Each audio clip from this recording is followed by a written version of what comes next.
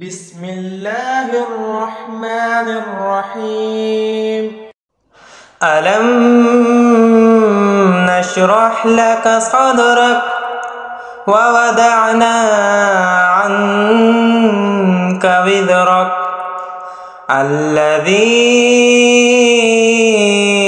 أنقض ظهرك